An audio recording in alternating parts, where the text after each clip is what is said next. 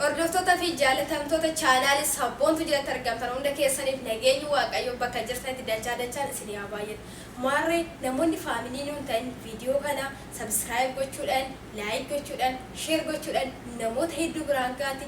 Yaada qabdan immoo naaf qooda waan narraa jaallattan, wanta narraa jibbitan akkasumas jechootaan fayyadamuu fi dubbiin ani dubbadhu wanta sirreessuu qabda jettanii waan yaaddan komentilatti naaf ibsaa, naaf kaa rakkoon tokko jiru siniin jedha. Hanga dhuma viidiyoo kanaatti waliin turra.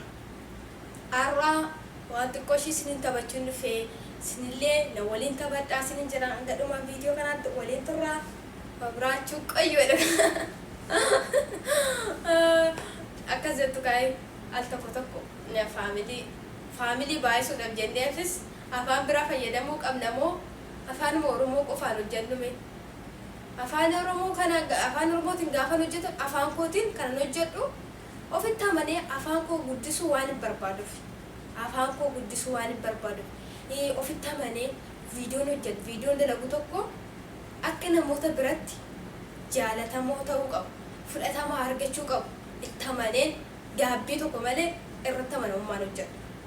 Garuu immoo ijoolleen Oromoo baay'ee isaanii dhugaa Rabbii miidiyaawwan gurguddaa afaan Oromoon hojjetan baay'een osoo jiru guyyaa 3 guyyaa 4 keessatti view 60,000 view 50,000 view 40,000 qofa argataa jechuudha. Kan ijoollee Oromoo dhugaa dubbachuudha miidiyaa barbaada jala galtanii ilaaluu dandeessu. Ishii xiqqoo kana ana miti kan akka Gammadaa Shoo, kan akka Meerii Didaafaa akkasuma Diimaa ijoollee Oromoo miidiyaa gurguddaa hojjetan namoonni ijoolleen Oromoo kan keenya ilaalan kan olii keenyaan ilaalu koomentii waliif hin kennin yaada waliif hin qoodne sababni isaa maaliif? Dhugaan ijoollee saba Amaaraa fakkeenyaaf ijoolluma biraa ilaalame Ruutafaa saba biraa ilaala bakka daqiiqaa tokko keessatti wayin immoo sekendii 10 keessatti view 36 view 100,000 jechuudha kan nama biraa. Kan ijoollee Oromoo torbee tokko keessatti dhugaa waaqaa siniin jira 50,000 36,000 56,000 kana caalan bahu jechuudha.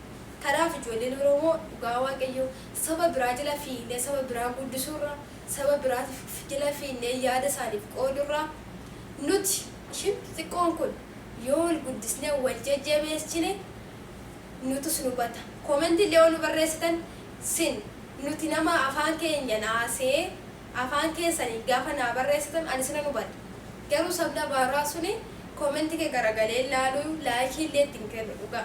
Kanaaf wal jajjabeessuun aadaa nuuf haa ta'u, bartee nuuf haa ta'u. Isiniin jedha ana na jajjabeessaa dhugaa Rabbii ijoollee Oromoo jedhamtu kamiyyuu jajjabeessaa please. Sooshaal miidiyaa kanarratti ijoolleen Oromoo baay'ee miti kan argaman. Sooshaal miidiyaa baay'ee fayyadaman ijoolleen Oromoo. Karaa yuutuubii kanaanis haa ta'u, karaa tiiktaakatiinis haa ta'u, ijoollee fayyadamoon tiiktaaka qofa fayyadamanii konkolaataa kan qabatu meeqatu jira. Tiiktaaka qofa fayyadamanii karaa tiiktookitiin kan mana bitatee jiraatu meeqatu jira jechuudha sabni biraa. Garuu Oromoon karaa sanaan karaa sappoort ol gochuudhaaf baay'ee dubatti harkifatu jechuudha. Dubatti of harkisu bakka dubatti ol harkisu jechoota addaa olii kenninee wal arrabsu, wal xiqqeessu, ati maal beekta, ati nama tuffii addaa olii kenninaa jechuudha. Kanaaf yaada akkasii yaa hir'isnu yoo nuti waliin jabeessine namni nu jabeessu hin jiru. Yoo nuti yaada waliif hin kennine namni dhufee yaada biraa nuuf kennu hin jiru. Dogongora keenya yoo sinna sirreessine namni biraa dhufee na sirreessuu hin danda'u. Kanaaf yaada keenya nuti waliif haa qoonnu waan walirraa jaalannu waan walirraa jibbinu yaada keenya waliif haa qoonnu. Beekumsa sin qabdan anaaf qooda, beekumsa ani qabu siniif hin qooda. Yaa ijoollee Oromoo kuni dhaamsa koo isa guddaa dhugaa waaqayyo. Ani viidiyoo ijoollee Amaaraa jala deemeen koomentii barreesse please ani viidiyoo akkasiin hojjedha. Kottaa miila na jajjabeessaa. Please jedhin garaa isaan jala deemee koomentii barreessaaf. Nan kadhadha jechuudha ijoollee Oromoochi keessaa kottaa mee kana ani namni na ilaalu jiru kottaa na ilaalaadha. Kanaaf ijoolleen Oromoo ol haa guddisnu, wal tuffachuu haa dhiisnu. Yoo nuti ol hin guddisne namni dhufee nu guddisuu hin jiru. wal cabsuu qofti faayidaa hin qabu sinin jedha. Kanaaf wal guddisuun, wal gorsuun, daandiitti wal deebisuun aadaan ufaa ta'u. Kanaaf iddoo akkasitti wal jajjabeessuun dirqama dhala namaati. Wal jabeessuun dhala namaa taatanii immoo bineensarraa horiirraa kan adda nu godhe akka yaanuuf jechuudha. Kanaaf wal guddisuudhaaf yaada saba bakka walii keenya ol guddisuudhaan walii keenya ol kaasuudhaan walaa jajjabeessuun walaa kaasu tuffii dhiisaa gandaan ganda dhiisaa wanta biraa dhiisaa gandaaf gandii walitti buusuu faayidaa hin qabu. Oromoon Oromoodha.